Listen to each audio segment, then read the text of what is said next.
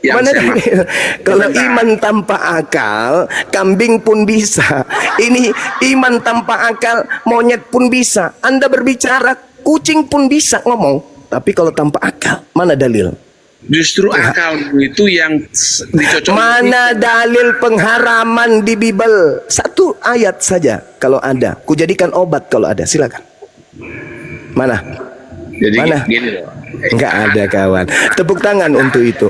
Tak ada yang haram di agama Anda. Semuanya halal. Yang mengikuti cara berpikirmu, saya bukan. Anda harus ikut. Anda harus ikut. Tidak mungkin saya yang ikut Anda. Anda yang harus ikut. Dibawakan oleh Nabi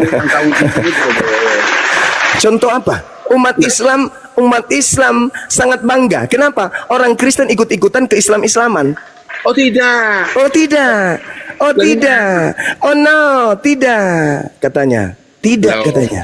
Nah, sekarang kalau Anda mengatakan tidak ikut kepada Islam, sekarang ketika kemudian Anda mengatakan Anda tidak ikut kepada Islam, di mana Anda bisa mengambil kata Alkitab selain dari Islam? Itu soal kata sebutan. Inilah yang saya katakan. Jangankan soal Anda offside. Inilah saudara. Inilah kalau beragama tanpa akal. Inilah kalau beragama tanpa akal. Anda mengatakan tidak ada yang bisa ditiru. Jangankan kami umat Islam, sami'na wa ta'na. Kristen aja nih yang dari barat, agama penjajah, ikut ajaran Nabi Muhammad. Gimana ini kawan-kawan? Itu liturgis bro. Liturgis itu bro. Loh, dari hal sepele ini aja kalian ngikut, apalagi yang lain. Ya kan? Anda nggak sadar itu. Maksudnya apakah sholat yang dimaksud Bang Juma kah? Sholat sistem sholatnya kah? Tidak, apapun itu. Apapun itu. Sekarang coba Anda bandingkan. Coba Anda bandingkan kehidupan orang Kristen di barat dengan kehidupan orang Kristen di Indonesia yang mayoritas. Keislam-islaman bukan Anda? Ketika kalian berbicara, Masya Allah, Subhanallah, Alhamdulillah, Allahu Akbar. Kami nggak ikut-ikutan halilintar, haleluya. Nggak ada kayak gitu-gitu. Nggak ada. Kalian mengikut kepada ajaran Nabi Muhammad sallallahu alaihi wasallam. Mana pernah kita bilang subhanallah masa. Saudara, saya pernah naik pesawat dari Palu ke Makassar saat bencana. Ada orang di samping saya cuman pakai baju dalaman perempuan, ya, rambutnya keriting, salibnya besar sekali tuh, kayak telunjuk kiri kanan tuh di belakang muka. Begitu ada guncangan apa teriakannya kemudian Allahu Akbar. Coba. 1 juta itu bro. Udahlah kawan, kita diskusi yang santai-santai. Ya, yang lain aja. Yang saya pandai soal baca isi atau ayat-ayat. Yang saya maksud begini Bang Juma, saya jujur aja pengagum Anda, hanya yang saya maksud jangan bohongi hatimu kepada apa yang Anda baca. Kok saya bohongi hatiku, gimana ini ya? Ya gimana kawan? Masih mau membahas tentang kitabnya Yahudi yang Anda ambil atau gimana ini? Tidak, nggak usah. Saya nggak usah. Soal apa itu? Kitab suci ini. Atau mau membahas latar belakang Yesus disalib menurut tuan rumah atau apa? Konsep bertuhan aja. Ya, konsep bertuhan. Banyak yang kita bahas ini, apalagi Bang Juma, semua dilawan Bang Juma. Kita baca Bang Juma berdalih. Ya, konsep bertuhan, oke. Konsep bertuhan. Kalau menurut Yesus, Tuhan itu ada nggak serupa dengan makhluk? Sang sumber itu yang tak hampir itu digantikan oleh Yesus supaya kita sampai kepada Dia. Itu intinya yang saya tahu. Yang saya tanya Yesusnya, kawan. Saya nggak mau yang dibawakan Yesus. Menurut Yesus, yang mengutus Dia itu bisa nggak serupa dengan makhluk?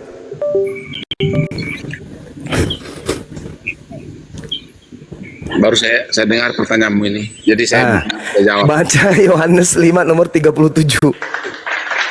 Gini.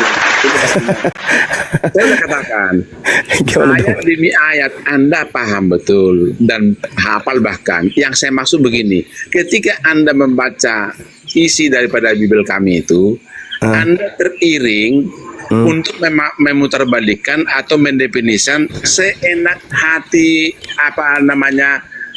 penyampaianmu dalam narasimu. Itu yang saya nggak terima itu loh Bang. Saudara, bukan begitu, salah, keliru Anda. Iya. Kenapa Bible itu kemudian dari zaman ke zaman direvisi, dikoreksi, direvisi, dikoreksi? Itu Karena kata-katanya, Bang. enggak, bukan saudara. Karena ada makna rasa bahasa Indonesia yang ingin dipadukan dengan konsep pemahaman kita orang Indonesia dengan apa yang tertulis, secara teks, betul? Betul. Nah, makanya contoh, Bapak yang mengutus aku, dialah yang bersaksi tentang aku. Kamu tidak pernah mendengar suaranya, rupanya pun tidak pernah kamu lihat. Bagaimana sesuatu yang tidak pernah kita lihat rupanya bisa kita gambarkan kemudian seperti makhluk? Coba. Kan dia udah bilang, ketika engkau melihat saya Thomas, bukankah engkau sudah melihat Bapa? Kan itu ada seperti bukan Thomas di situ, Bang. Itu bukan Thomas. Ya. Nah, sekarang ketika kau membunuh aku berarti sama dengan membunuh Bapa yang Maha Kuasa itu. Kalau soal membunuh Bapa, bukan ke situ lah, Bang. Tapi kalau melihat ke situ, kalau membunuh tidak. Inilah kesalahan fatal yang Anda punya.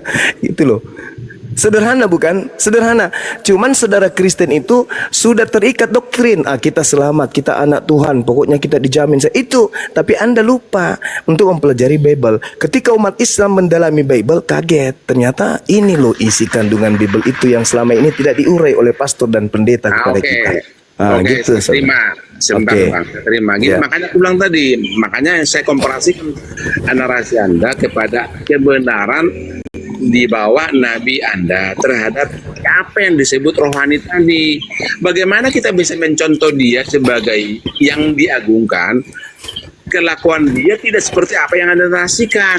Nah, sekarang ketika berbicara mengenai kelakuan beliau, yang tahu Anda atau orang yang sesamanya sampai hari ini? Aduh, kan fakta semua di Alkitab. Kan lucu kan? Nah, sekarang ketika Anda mengatakan bahwa kelakuan beliau, yang tahu kelakuan beliau ibunya, saudara-saudaranya, anak-anaknya, sepupunya, keluarganya, orang se-RT, sekampung, seakidah, seagama. Lalu Anda siapa? Kan gitu pertanyaannya. Makanya gini, Bang. Bro. Itu yang saya, cuman nggak enak kita di forum ini menyampaikan nanti kan sebenarnya di ayat Al-Quran Anda sendiri pun itu ada jawabannya, cuma saya nggak mau ngomong lah. Silakan Anda tunjukkan, kan begitu, saudara, nggak apa-apa, kita berdata nggak masalah, kita ungkap semua apa yang ada datanya, nggak masalah, yang penting datanya ada. Coba contoh yang contoh.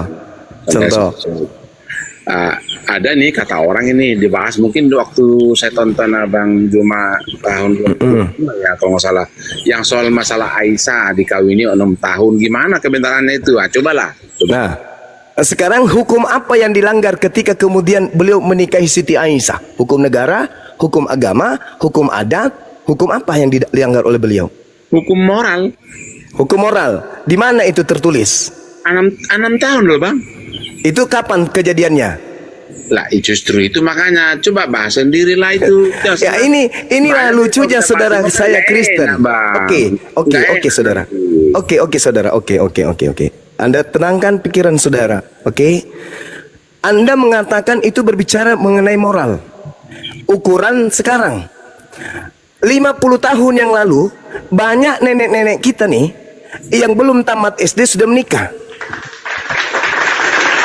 Berbicara mengenai moral, bagaimana kemudian ketika orang Arab yang hidup di padang gurun, bukan di Indonesia tapi di Arab, padang gurun, padang pasir, di mana di sana ontah, binatang yang bisa hidup tanpa air sekalipun, mereka punya fisik kuat. Usia 6 tahun dinikahi, serumah usia 9 tahun. Anak-anak Indonesia sekarang usia 9 tahun itu masih sudah banyak yang haid, apalagi 1400 tahun yang silam. Dan hal itu yang terjadi kemudian tidak boleh diukur dengan kacamata kita hari ini. Kenapa? Anda coba lihat bagaimana Nabi Adam anaknya dengan anaknya, adik-beradik saling menggauli. Apakah itu aib? Kalau adik-beradik pasti aib lah, bro. Nah, bagaimana dengan keadaan anaknya Adam alaihissalam? Ya kalau itu nggak usah jauh-jauh. Nah, ini dia. Makanya kalau kita memandang sesuatu, jangan sudut pandang kita untuk memandang itu, tetapi kita harus melihat dari aspek beberapa kacamata pada masanya, masa sekarang dan masa yang akan datang. Itu yang perlu kita lihat. Betul, betul. Nah, Justru sekarang Sebentar, Bang, ketika sebentar, Bang. ya Sebentar, silakan. izin Bang. Justru itu yang saya maksud dari narasi dan penjelasan Bang tadi, hukum moral yang saya maksud, bagaimana sebagai teladan kita untuk kita ikuti, sementara moral dia tidak selayaknya menjadi contoh, menjadi seorang yang jadi biru rohani gitu loh Bang. Itu yang saya maksud. Inilah kalau Anda hanya melihat gajah dari pipet. Yang Anda lihat cuma sehelai bulu dari gajah. Enggak. Justru di kami, Apanya? itu yang disebut itu gini. Sebentar saya lanjut, enggak apa. Oke, saya buka. Di kami Kristen pun banyak yang bejat, makanya kami tidak ikuti. Contoh ini saya di salah satu gereja A. Ya enggak apa-apa saya buka ini. Saya melihat kawan itu ya, kami kan ada perjamuan kudus. Saya lihat kawan ini kalau kelakuannya maaf cakaplah, playboy lah katakan. Tetapi seorang hamba Tuhan tadi atau gembala tadi disuruh dia untuk membagi roh kudus, roti apa ini perjamuan kudus ini. Oh saya nggak terima, saya tolak. Nah itu salah satu contoh moral yang saya maksud tadi Bang. Karena sifatnya rohani itu harus menjadi orang yang bisa ditiru kelakuannya, contohnya. Ketika dia menjadi diaken atau menjadi pemberi suatu perjamuan kudus itu kan suci. Itu saya nggak terima karena tidak benar itu yang saya maksud. Coba dikoreksi kalau saya salah menyampaikan. Oke. Secara histori perang Badar terjadi. Syarat untuk ikut perang Badar usia minimal 15 tahun. Itu syarat untuk perang Badar, laki perempuan. Tak boleh ikut perang Badar kalau tidak 15 tahun minimal. Siti Aisyah ikut perang Badar. Saat itu beliau belum menikah dengan Nabi Muhammad. Satu. Anda mengatakan dia 6 tahun dinikahi. Anda harus membedakan dinikahi dengan dikawini. Kalau nikah itu bukan berarti digauli. Sedangkan baginda Rasul Muhammad sallallahu alaihi wasallam nanti serumah dengan Siti Aisyah ketika beliau layak untuk digauli sebagai istri. 9 tahun. 9 tahun, ada riwayat yang mengatakan 9 tahun. Tetapi secara histori nih, perang Badar usia beliau 15 tahun, ikut perang Badar, tapi status beliau belum dinikahi oleh baginda Rasul Muhammad sallallahu alaihi wasallam. Sedangkan riwayat yang mengatakan kemudian itu adalah riwayat yang diriwayatkan dari Irak. Nah, ini yang ingin saya sampaikan. Kenapa umat Islam itu kemudian tidak menjadikan itu sebagai acuan? Karena umat Islam itu belajar tentang kitab suci mereka. Mereka mengerti tentang histori. Orang tua daripada Siti Aisyah tidak ada yang komplain. Kalau tuduhan itu betul, berarti komplain masyarakat pada saat itu. Ketika masyarakat komplain, maka beliau tidak akan dijadikan sebagai suri toladan. Faktanya, Bang, karena takut Bang. Takut. Takut kenapa? Ya saat itu kan otoriterisme dia tinggi dan dia keabsolutan kuasa dia. Boleh enggak? Boleh tidak ada tidak kemudian kitab yang menceritakan tuduhan Anda itu karena mereka takut? Bukankah Nabi Muhammad itu adalah orang yang sangat dicintai pada masa itu? Bahkan orang Yahudi pun mencintainya. Saking dicintainya, beliau sudah meninggal. Sudah 3 hari mayatnya, tidak rela orang-orang untuk menguburkannya. Mereka nggak mau ditinggalkan oleh Nabi Muhammad. Saking cintanya kepada beliau, mayatnya pun mereka tidak rela dikubur. Tidak mau ditinggal oleh Nabi Muhammad. Itu yang pertama. Kedua, kalau tuduhan Anda itu betul, maka Siti Aisyah akan mengalami trauma. Faktanya, istri yang sangat mencintai dan yang paling banyak menghafalkan ucapan perkataan beliau yang kami sebut hadits adalah Siti Aisyah.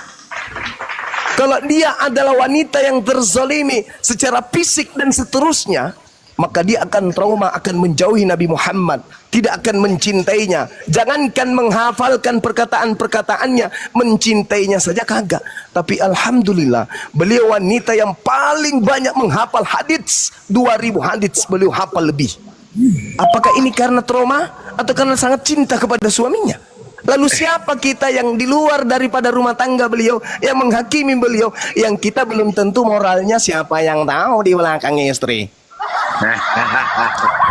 Kan begitu bang. Gini bang, Silakan. Saya udah ikuti cara berpikirmu, saya udah lama ngikutin.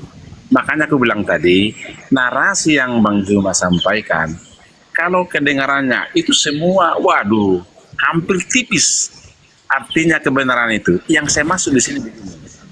Ketika apa yang dinarasikan Bang Juma, kalau kita terhadap baca-bacaan yang pernah disampaikan kawan-kawan yang lainnya, yang saya maksud teladan apa yang dibawakan sehingga orang-orang banyak sekarang ahli sekolah, para teolog, para muslim yang berpendidikan tinggi itu banyak yang meninggal karena dilihat posisinya bang. Itu yang senang, tapi ini nggak enak nanti kalau ada job itu informasi blacklist yang datangnya dari mana? Dari surat kabar Robe itu. Yang terjadi justru semakin banyak cendekiawan yang mengikuti Rasulullah. Semakin hari orang semakin ramai mengikuti Rasulullah. Itu fakta. Dan satu hal yang perlu saudara pahami di sini. Tidak ada negara yang menjadi pengikut mayoritas penduduk Islam yang mengikuti Rasulullah. Kalau Anda katakan itu teladan apa yang bisa ditiru, yang menjadi dasar pijakan orang memiliki penyakit kelamin, atau negara Arab bisa kemudian kita periksa perawan di sana dengan negara Barat yang notabene-nya ajaran Kristen tentang perawan di sana. Artinya apa? Tuduhan terhadap Nabi Muhammad, tetapi menunjuk kepada Rasulullah 1 jari, tetapi menunjuk kepada diri sendiri 4 jari. Itu yang terjadi. Makanya penyakit AIDS tertinggi di negara Kristen. LGBT negara Kristen. Penyakit kelamin negara Kristen. Terus Anda bertanya, oh nggak bisa bang, nggak bisa. Terus Anda mengatakan suri teladan mana? Loh, lihat umatnya. Dan ketika berbicara mengenai poligami, lebih banyak orang Kristen, jangankan poligami, nikah saja tidak. Coba tengok di Barat bang, lebih banyak yang tidak nikah daripada yang kawin. Lebih banyak yang tidak nikah daripada yang nikah. Kalau di Islam saudara, ada kemudian legalitas nikah lebih dari 1. Tapi justru yang mempraktekkan Kristen lebih banyak poligami daripada Islam. Bandingkan saja. Oh sabar. Pembandingan antara Islam di Indonesia ini 87% lawan 7% dan Kristen. Angkanya coba Anda lihat selisihnya jauh. Bagaimana siapa yang berpoligami? Di depan rumah saya ini kawan, di dalam kompleks ini, mohon maaf nih, 1000 maaf. Ini orang Kristen selang ke dalam ini istrinya 2. Islam mana di kiri kanan saya yang poligami? Nggak ada yang poligami di sini. Tapi yang ini yang depan rumah ini, maaf yang mendengarkan di bawah ini. Itu fakta, Bung. Satu dari 2000 bang. Ya, 2000 Islam, 1 Kristen masih seimbang. 87% banding 7%, gila.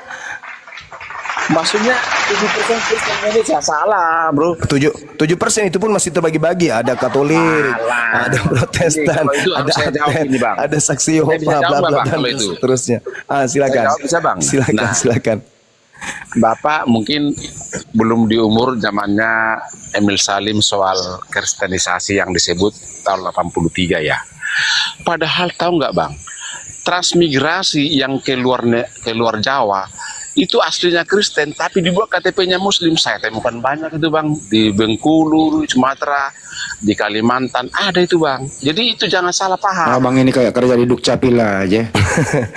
Bukan, di lapangan saya orang sekuler. Saya banyak kerja di luar saya bukan orang pemerintahan. Saya di luar, saya melihat teman-teman saya ada. Bang Andi sebentar, saya angkat telepon. Lanjut bang, lanjut. Nah, kalau mau ngomong gitu salah Bang Juma itu. Jangan di framing kami hanya 7% bang, bukan gitu. Cuma gini, ini kebetulan saya mau jalan ini. Saya intinya gini, makasih Bang Juma. Saya tidak sepandai Anda untuk membaca ayat demi ayat. Yang saya maksud begini loh. Ketika Anda menarasikan soal konsep ketuhanan yang Anda anut, janganlah menghina Yesus. Itu aja nasihat saya sama Bang Juma. Makasih. Nggak ada yang pernah menghina Yesus bang. Justru kami Muslim memuliakan dia loh. Kalau memuliakan harus meyakini, bro. Itu kan itu pekerjaan. Memuliakan itu bang, artinya tidak diberlakukan sebagaimana tertulis di Bible. Di Kedua, Bible itu bang, ada baca itu ditangkap sampai ke salib, dibunuh. Kedua gini, Bang. Itu loh bang. Entar dulu bang, saya lagi ngomong. Menurut anda, Lanjut. yang tertulis seperti di Bible itu memuliakan atau bukan memuliakan itu bang? Ya, memuliakan Yesus lah. Yang meyakini dia mati seperti itu memuliakan gitu. Lah, itu karena teologi abang yang kami udah beda dari Saya nggak nanya teologiku bang, saya nanya bang, peristiwa seperti itu anda percaya, anda memuliakan atau tidak itu doang. Bukan ke situ konteksnya, bro. Bukan itu. Lah konteksnya di situ bang, di situ perbedaannya antara UNI, kami Islam memuliakan dia, ya dia itu tidak disalib, tapi diselamatkan. Sebagaimana data yang ada di Bible, semalaman berdoa di Bukit Getsemani, Ibrani 5:7, karena kesolehannya diselamatkan dari maut, doanya didengarkan. Ya kita mengakui dia orang soleh, orang baik, dikaruniai oleh Tuhan, dilindungi oleh Tuhan. Ya abang malah mengatakan diperlakukan disalib seperti itu. Jadi abang sebenarnya yang menista di sini siapa? Itu loh bang. Oke, saya lanjut bang, bisa izin ya, gini. Ya. Soal penyalipan, bagaimana mungkin kawan-kawan di abad 7 menarasikan itu diserupakan atau diangkat? Sementara saksi mata ada loh bang. Dari semua peristiwa yang terjadi pada Yesus dituliskan kepada kitab-kitab kami dari kesaksian mereka yang telah mengikutinya, maka dituliskanlah semua menjadi kitab atau dikanonkan. Abad 2 kalau nggak salah, lupa Bang Juma yang paham itu dikanonkan itu. Nah intinya gini, saksi itu menjadi fakta untuk disampaikan kepada orang-orang pengikut Kristus gitu loh bang. Makanya kami tidak akan mungkin percaya kepada abad ke-7 serupa. Ya begini bang, silakan abang nggak percaya. Bang, silakan abang nggak bang, izin bang Roy, silakan abang nggak percaya Al-Quran, nggak ada masalah. Tapi anda nanti bentrok antara akal anda dan iman anda, perlakuan tertulis di dalam Bible anda seperti itu. Bagaimana mungkin seorang utusan Tuhan ditangkap, diludahi loh bang. Lihat sampai bajunya bang, perlakuannya. Sampai di tiang salib bang, kan berdarah-darah itu loh bang. Masa abang tidak pakai akal, kok bisa digituin utusan Tuhan? Saya mau nanya sama abang, yang mengendaki Yesus mati di tiang salib itu A. Bapak di surga, B. Bapak yang disebut iblis lah menjadi bapakmu. Yang mengendaki dia mati seperti itu siapa bang? Gini, kalau itu gini, nanti saya jawab lah. Ntar gini. Saya yang jawab, kalau abang nggak menjawab, saya yang jawab. Menurut sampean lah, gitu aja. Ya oke, baik. Perintah Tuhan di Keluaran 23 nomor 7 dilarang membunuh orang yang tidak bersalah. Ten Commandment 10 perintah Tuhan dilarang membunuh orang yang tidak bersalah juga. Setuju. Begitu ya, jelas itu. Jelas sekali tidak dilarang membunuh orang yang tidak bersalah. Itu perintah Tuhan. Yesua Amasiah tidak punya salah. Dia orang soleh, dia orang mulia. Setuju nggak bang? Betul. Betul. Yang mengendaki orang mati terkutuk itu adalah iblis. Yohanes 8:44. Iblislah yang menjadi bapakmu sehingga kau ingin membunuh aku. Makanya saya tanya ke abang, yang mengendaki Yesus mati di tiang salib itu bapak di surga atau bapak yang iblis ini? Jangan satu ayat bang. Jangan Ini satu banyak ayat bang, banyak data itu loh. Jadi gini. Ya gimana? Ketika itu bawa narasi bro terhadap soal memuliakan dia sampai dia dibunuh lalu kita yang abang tidak sepakat kepada iblis, bukan, tetapi itu kehendak Bapa supaya dikalahkan maut itu tadi gitu loh bang. Itu mungkin bang, di mana ada kehendak Bapak boleh membunuh orang yang tidak bersalah, di mana? Pas Bang Juma sama Elia kalau nggak salah itu. Abangku yang terkasih. Di mana ada perintah Tuhan boleh membunuh orang tidak bersalah bang? Nggak ada. Betul, tidak ada. Ya berarti Yesus itu nggak boleh dibunuh karena nggak punya salah. Akal dong bang, akal dong, sinkronkan akalnya dengan iman abang. Akal saya ini sehat aja bang. Ya kalau sehat, Anda harus seperti saya pendapatnya, nggak boleh bunuh Yesus, Ya, tidak punya salah dia bang. Enggak lah bro. Nah, Oke lah, itu aja. ini ke abang nih, ini pertanyaan sederhana bang. Pembunuhan itu Yesus di tiang salib itu menurut abang ini ajaran keji atau ajaran kasih? Jadi kekejian itu terjadi pada Yesus oleh karena tuntutan yang dibilang Jumat tadi orang Yahudi. Iya. Sebentar, Bang. Orang Yahudi ini habis ini Anda, orang Yahudi ini tidak suka sama Yesus. Yudas berkhianat, tambah tentara Romawi. Pertanyaan saya bang, apa yang merasuki mereka ini sehingga mereka ini ingin membunuh Yesus? Apa yang merasuki mereka? Silakan bang. Pertama ambisi, kedua dipengaruhi oleh si iblis. Nah iya itu, jadi mereka kemauan iblis lah sehingga Yesus dibunuh begitu bang. Tadi kalau diterangkan Bang Juma, Bukan kehendak Bapa di surga. Ya saya maksud tadi Akhirnya abang jujur juga menjawab. Jadi gini loh, Ya. ketika abang tadi bilang soal siapa yang menghendaki, Bapa di surga, sang firman tadi, sang ilah itu menghendaki supaya menyatakan dirinya berkuasa atas maut, mengalahkan maut, itu loh bang. Makanya dia bangkit di hari ketiga. Oh, bang, kalau mengalahkan maut artinya dia tidak mati. Loh, bagaimana orang bisa dapat menyatakan dirinya mengetahui kematian atau kebangkitan kalau dia tidak dimatikan? Justru kematian itulah yang membuat dia tidak tertolong oleh maut. Itu mati bang namanya. Maut itu tewas, mati bang, itu namanya maut. Yang mengalahkan maut itu bang, kalau dia diselamatkan oleh yang mengutus dia, itu baru selamat dari maut. Di sini Kalau abang ini mengatakan Yesus mengalahkan maut, justru enggak. Yesus itu kena maut di tiang salib bang. Abang kok kebalik-balik sih abangku ini Tidak. Ada aja nih abang Cara berpikir kita bang, itu yang saya maksud. Sebenarnya Bang Juma paham itu, cuman dia masih membohongi hati nuraninya. Oke lah, kalian lah di sini, aku udah ngantuk ini. Nah, Bang Roy doktrin salah lu, menyampaikan Bang Juma, yang lain-lain mohon maaf ya. Makasih Bang Roy, maaf ya Bang Roy ya, tapi saya hanya membawa Bang Roy ke alam sadar supaya akal berfungsi Bang. Kita lanjut. Entar dulu diam dulu. Jadi saya hanya ingin kita bersahabat diskusi, ya silakan aja. Mau mengimani apapun, tidak ada pemaksaan iman, tapi mari kita pakai akal kita bahwa semua nabi yang pernah ada di muka bumi, utusan Tuhan itu pasti disayangi oleh Tuhan, termasuk anaknya Maria, dilindungi oleh yang mengutus dia. Sampai kapanpun dia dilindungi. Sekarang Yesua Amasya itu ada di sisi yang mengutus dia. Selamat dia bang. Bang Zuma sama Bang Zuma dong. Diam boleh? dulu kau ya, saya sama Roy dulu atuh. Roy kan belum turun, abis ini lu yang ngomong. Gitu ya, teratur ya ya. Oke Bang Roy ya, makasih ya Bang Roy. Ya oke. Oke makasih Bang. Ya Bang Juma, jawab dulu, makasih ya. Bang Juma lagi seduh kopi Bang. Oh bikin kopi dia ini, Juma ini Ya, Roy. sama dia. Makasih. Kasih Ya, kembali Roy. ke Ustadz, kembali ke Ustadz Tata, silakan Ustadz. Ya, silakan. Diambil lagi Bang Raja. Saya juga seduh kopi nih Bang. Siap. Boleh. Saya lanjut boleh Bang. Ganti-gantian ya Yahu ya, jangan bentrokan di suaranya ya. Ganti-gantian dia teratur ya, Bro ya. Oke, lanjut.